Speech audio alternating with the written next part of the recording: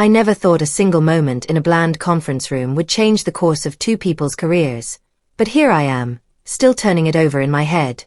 It happened about a year ago, and I've only told a handful of people in my life, because part of me still feels guilty even though I didn't technically do anything wrong.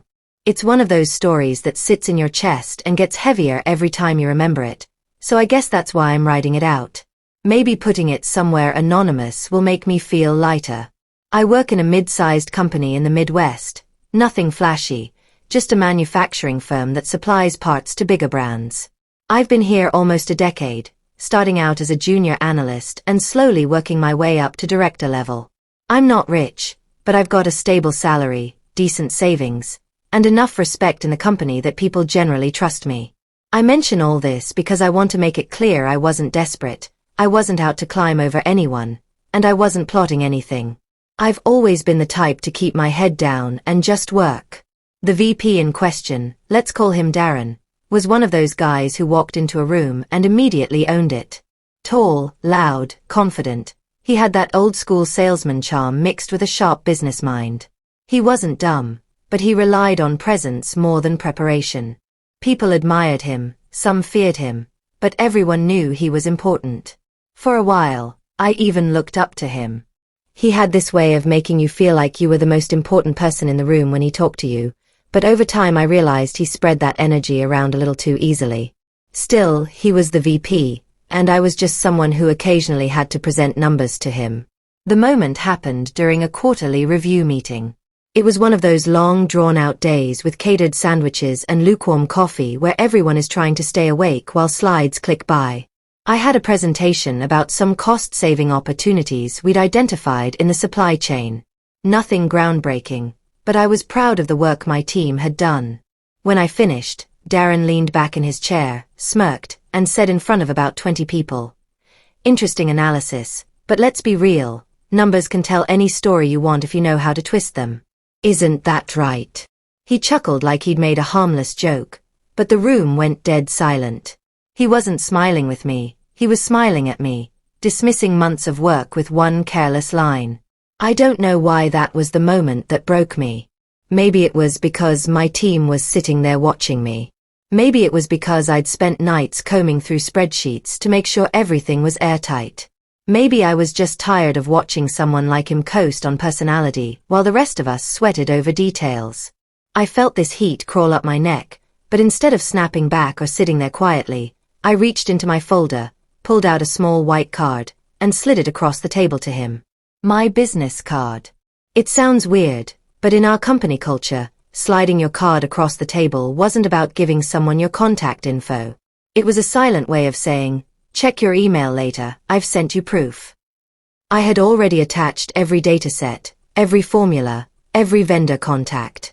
I didn't want to embarrass him then and there, but I wanted him to know that I wasn't just throwing numbers around. I was ready to back every single one. He picked up the card, glanced at it, then put it down without a word. The meeting went on, but I could feel the shift in the room. Some people looked at me with quiet respect, others looked nervous, like I just challenged the king. I thought that would be the end of it. I figured he'd review my work, maybe grumble a little, and then move on. But Darren didn't let things go. A week later I got an email from HR asking me to come in for a quick chat. Turns out Darren had accused me of undermining his authority in front of senior staff. He said my gesture was condescending and disrespectful. I sat in that office, heart pounding, explaining what had actually happened, and to my surprise, the HR manager already knew. Apparently, multiple people had quietly told HR about Darren's behavior for months. I wasn't the first person he'd tried to humiliate. I was just the first person who didn't swallow it. Things moved quickly after that.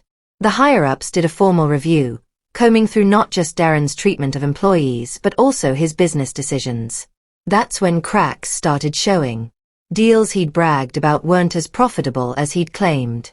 Promises he'd made in meetings didn't line up with the paperwork.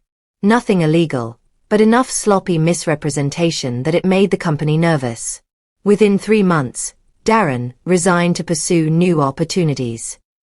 That was the official line, but everyone knew he was pushed out. His career, at least in our industry, was done. Word spreads fast.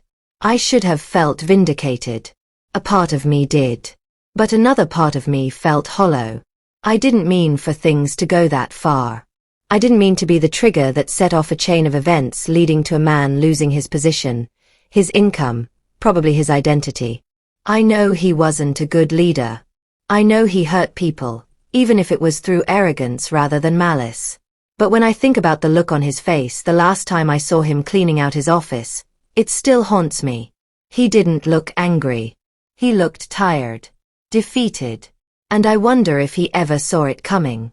Since then, people in the company treat me differently.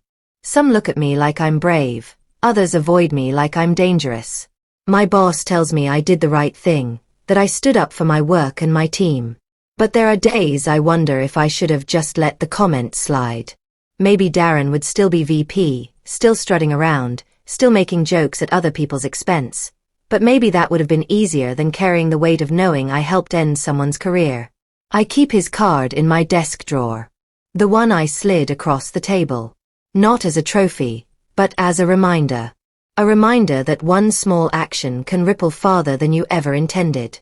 A reminder that standing up for yourself feels good in the moment, but the consequences aren't always clean or easy. And a reminder that sometimes power crumbles not with a bang, but with the quiet scrape of a card sliding across a polished wooden table.